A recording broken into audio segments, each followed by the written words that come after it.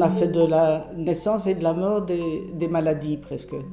Alors que c'est naturel qu'une femme accouche, c'est naturel qu'une femme ou un homme meure. Mais tu m'as demandé de trouver quelque chose et Waouh. je l'ai trouvé. Waouh. Merci.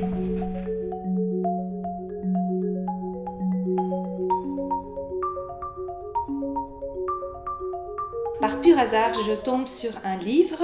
Il est écrit « La fin de vie, une aventure parallèle entre la naissance et la mourance ». Et je dis « Elle a écrit mon rêve ». Toutes ces synchronicités ont fait qu'elle s'est dit, et pourquoi pas, à Bruxelles, imaginer une maison où habitent des gens de différentes générations et en même temps où quelques personnes peuvent venir mettre leur enfant au monde.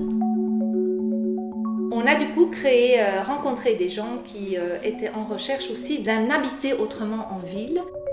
Tout au long de ma vie, j'ai été très accompagnée et j'ai accompagné des personnes qui étaient beaucoup plus âgées que moi. Et moi, ça a été une source d'enrichissement énorme. Et donc, je sais la force de la transmission et des passerelles entre les générations. Et pour moi, ça c'est très précieux que mes enfants puissent être dans un environnement où ils peuvent se nourrir de différentes personnes de toutes les générations et qui ont des visions du monde qui diffèrent. Et le rêve se concrétise tout doucement.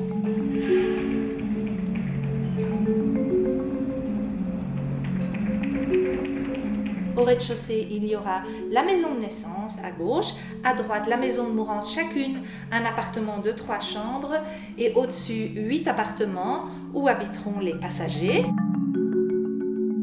Mais c'est d'où l'intérêt de l'habitat groupé, parce qu'en fait, s'il y avait juste la maison de naissance et la maison de mourance l'un côté de l'autre, il y aurait comme un manque de continuité entre les deux, et toute la dimension qu'il va y avoir des familles, des jeunes, des étrangers, tout ça autour, et qui vont articuler vraiment les deux projets et qui vont travailler bénévolement pour.